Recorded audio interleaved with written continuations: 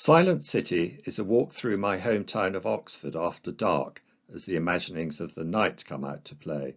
For this module, I've mostly concentrated on the Thames as it flows through Oxford and on the eastern part of the city known as Cowley.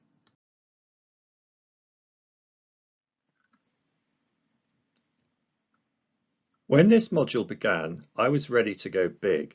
Big city, bright lights, the big sublime. Then I decided to change my project from colour to black and white, and everything started to change. I started to look at the work of outstanding photographers in black and white, like William Klein or Michael Kenner, here with the modern sublime again. I took one look at their work and knew this was where I needed to be going. It was like electricity. It turns out, though, that Oxford is not about the big modern sublime. The sublime here is much more Burkean. It's quieter, it's shot through with pastoral and with melancholy. My intent is to be and allow those qualities to express themselves.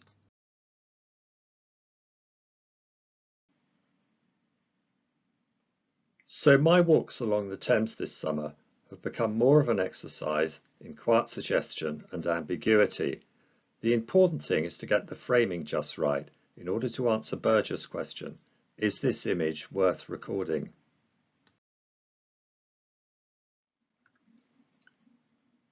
In the previous module, I looked at the work of night photographers like Todd Hido, but in this one I've looked more at the work of photographers like Robert Adams. This has brought to the fore the importance of composition, balance, and allowing an image to speak for itself.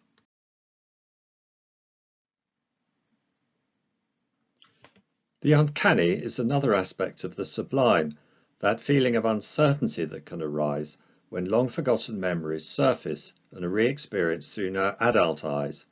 There's been plenty of the uncanny around this summer. But while the uncanny may be a real toad in an imaginary garden, nothing in life is ever quite so clear-cut. In practice, what's often been emerging in my images isn't just the uncanny, it's qualities like solitude, sadness, peace, or even emptiness. Important to my understanding of the uncanny, at least in its more eerie and noir manifestations, have been classic photographers of the night, such as Bill Brandt or Brassai. I love their mastery of form, contour, texture, contrast, and their astute use of street lighting.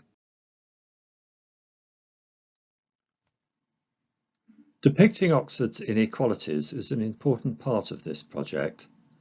Here are some social housing flats perched atop a busy shopping centre, and yet, and sadly, they are festooned with bars, grills, gates and razor wire.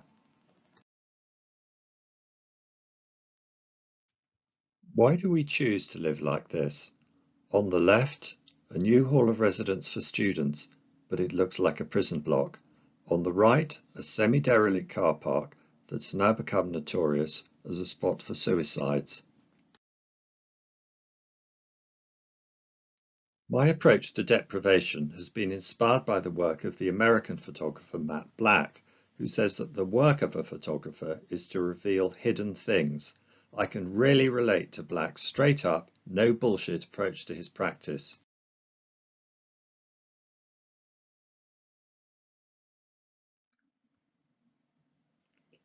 I need to pay more attention to details in my work. As Robert Adams points out, if you look closely at specifics in life, you can discover a much wider view. So details are the revealing things we tend to overlook.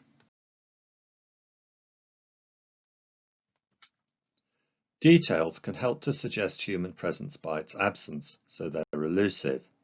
They help to create that feeling of anticipation and uncertainty I'm looking for.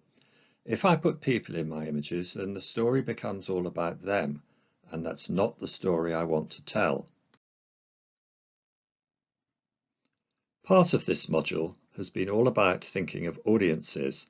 Well, one way is an online gallery as here, another way are workshops and walks. The great thing about that is that they allow me to share all of my practice, not only the images.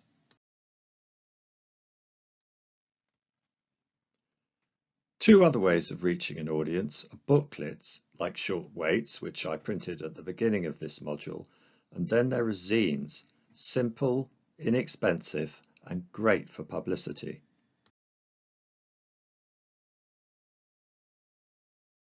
Ultimately, though, I'd like to create a hardback photography book for my project, but I would like it to have the sense of impact, experiment, and fizzing energy apparent in these two images. I've been finding the videos put out by the self-published Be Happy group extremely useful in forming a dummy.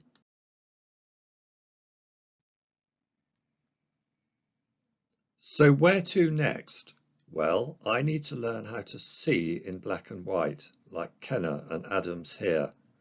Great use of composition, contrast, tonality, and careful attention to available light.